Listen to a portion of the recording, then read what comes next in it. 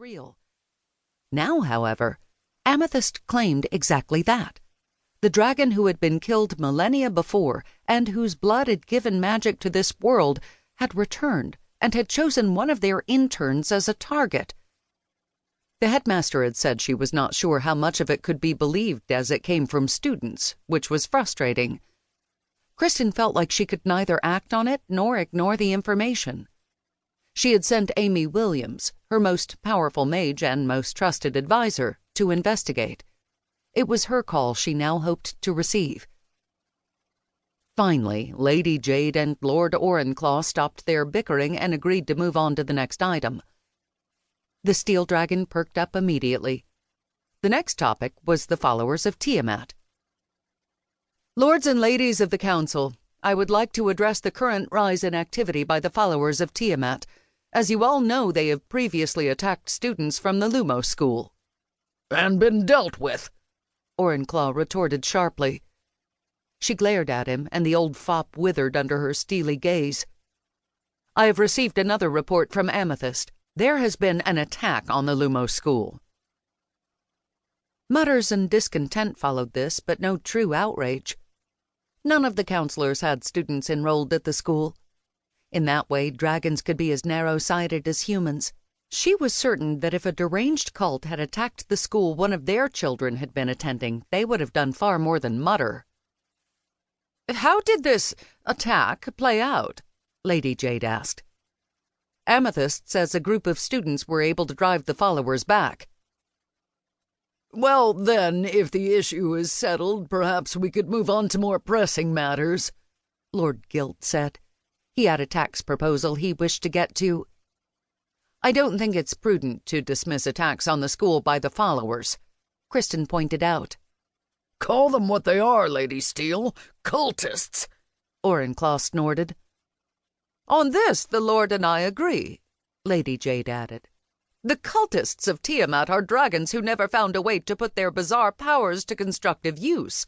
Rather than interact with the real world, they would prefer to pretend they are pieces of a dead dragon's blood. Honestly, the mythology is exhausting. Kristen was undeterred. The headmaster said they brought a formidable force to the school. She said they were led by a powerful dragon who called herself Kylara. They were trying to bring Tiamat back, according to Lady Amethyst. A moment of dead silence followed before, for the first time since she had been a part of council, the entire group of dragons burst into laughter. You can't truly believe this nonsense, can you? Lord Gilt seemed to forget that he would need her help as the head of the council to raise his tax proposal. Tiamat is a child's fancy, a way to make the unusually gifted feel valuable. Lady Amethyst said she was quite powerful. This has happened before, you see, Orenclaw said. These cultists get a little wild every few centuries and claim they've uncovered the sum of all dragons or some such nonsense. They no doubt choose a strong dragon, as any other would not stand up to any scrutiny. I promise you this will blow over as it has before. I'm sure you don't seriously believe that this is the real Tiamat. He chuckled dismissively. His humor was short-lived, however, as the massive wooden doors of the council chamber were flung open.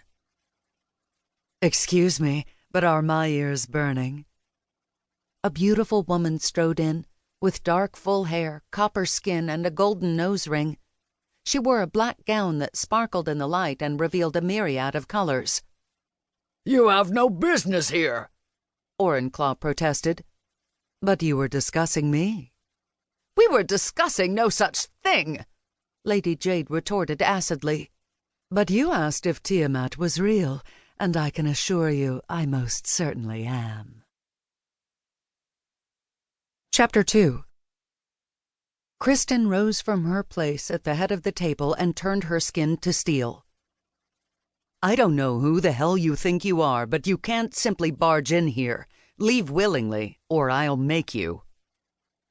Oh, I forgot myself, the woman said, and placed a hand upon her perfect chest in mock consternation.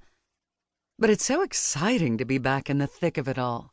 I never imagined buildings would ever get to be this tall, and you've put a shiny silver castle at the top of this.